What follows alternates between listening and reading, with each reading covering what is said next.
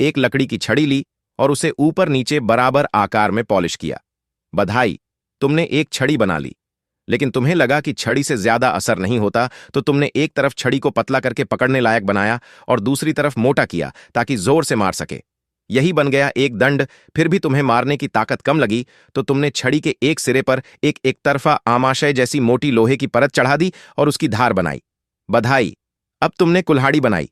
कुल्हाड़ी में तो ब्रेकिंग पावर और दूरी दोनों हैं और दिखने में भी भारी लगती है।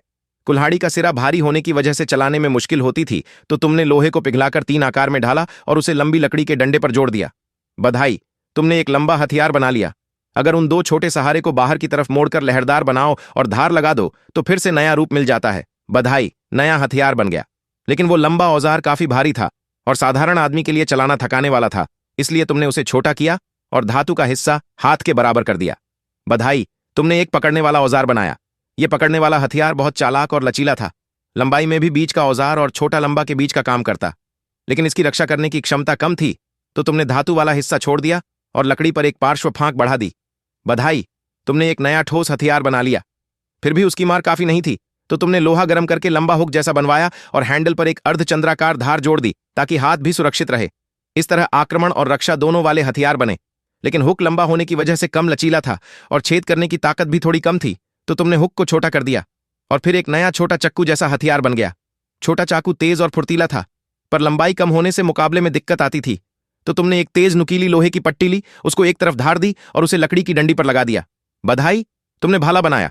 भाले की दूरी ज्यादा थी और भेद करने की ताकत अच्छी थी, इसलिए यह अकेले लड़ने और बड़ी फौरी पंक्तियों में दोनों काम आता था।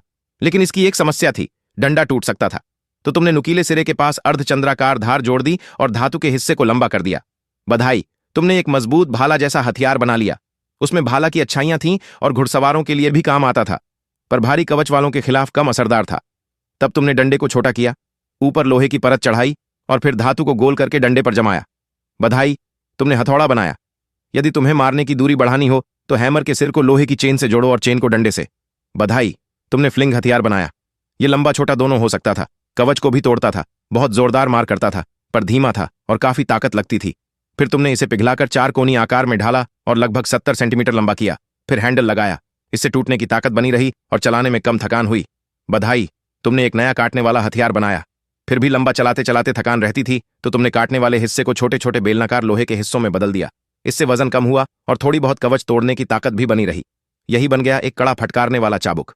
बधाई, तुमने कुल मिलाकर उन 18 तरह के हथियारों में कई बनाए।